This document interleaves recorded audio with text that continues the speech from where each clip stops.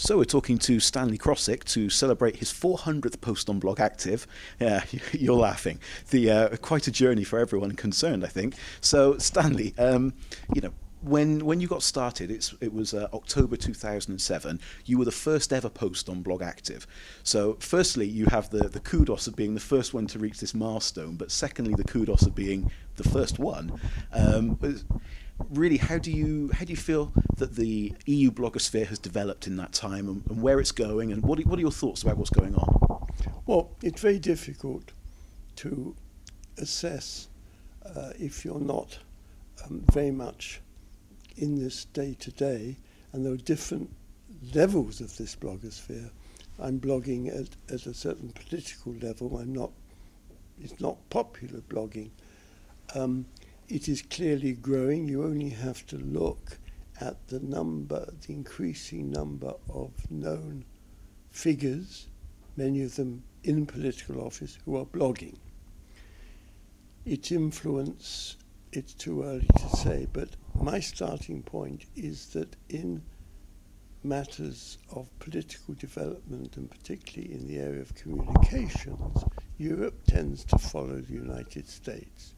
And if you look at the blogging phenomenon in the United States, you have to assume it's going to come here in a big way, but it may not be the same, and you have to see the differences. But I'm in the short time I've been blogging, the number of blogs you see and the names of the bloggers are such that you have to conclude it's growing in a big way, and you would assume that if they continue to blog, they must feel that they have some influence, or they wouldn't blog. That's interesting. Now, the idea of blogging obviously is one that is publishing for the masses. Anyone can take part. How do you feel that what have you experienced, and how do you feel you've been able to perhaps professionalise your blogging? I know that's been something you've talked about with me previously. What are your thoughts about blogging? Well, why did I get involved in this? I loved the idea at the beginning, and was very quick to support Euractiv in its setting up. I could see that the phenomenon of blogging was going to be critically important politically, and I started blogging mainly because I wanted to find out what it was all about, and you can only find out by actually doing it. But then as I got involved, then I began to realize the value of it, because I'm interested in trying to influence what's going on, which means getting my views out to the right people as quickly as possible.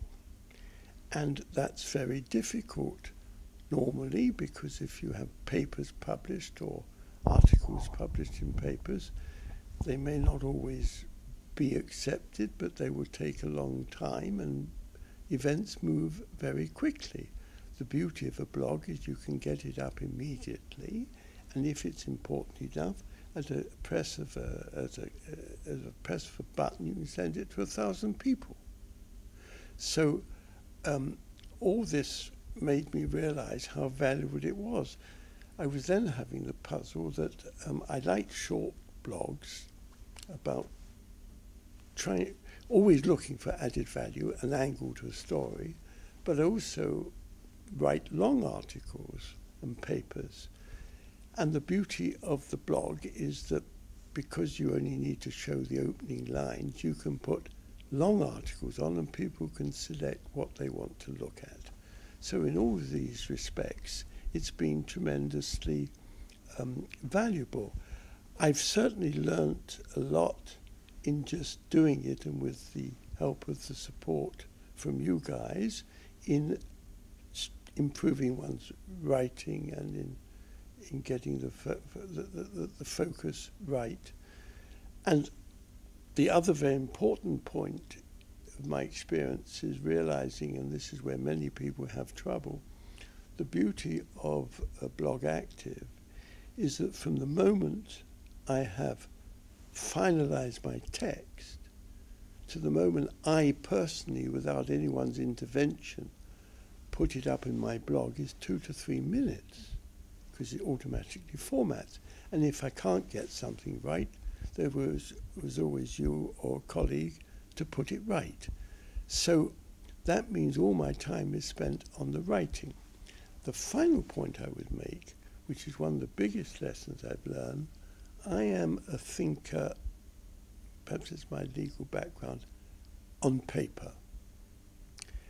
And I like writing papers, and what blogging has done is made me get my thoughts clear. You can spout orally, but not actually come to serious intellectual conclusions. But if you're writing a blog, it's got to end somewhere, and it's a very, very good training. And if you looked at my computer, you would find several draft blogs, some of which will never see the light of day. But it's my thinking, and it forces me to think it through into a form that is complete and publishable. So for all these reasons, I found it enriching. And finally, because of my age, I don't do the networking I used to do, and I can reach the people I want to reach sitting behind my computer at home. But they say writing is a form of thinking, don't they? You're bringing that forward. Now, when we set up European Policy Centre originally, our axiom that comes from Jean Monnet is thought cannot be divorced from action. When I write, although I may be writing explaining, I'm only interested in promoting action to convert the thought into reality. I see. Okay. Well, one last question then, relating to your readership. Obviously, you write an extraordinary amount that's related to China and relationships between Washington and China and Brussels and China and many other things. Do you feel you have an audience in China? How do you view your readership there? Oh, among the classes that I'm trying to get to in China, I have a very wide readership.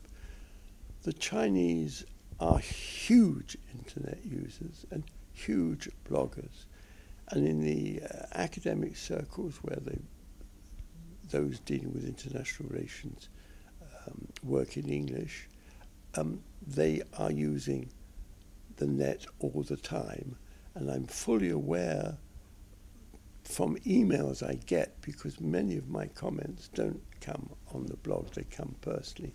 I attend many meetings, and many people know me through my blog. Okay. There's no doubt, and in China, they also pass on. And there are, I'm not sure there are any other blogs like mine covering China in the way I do.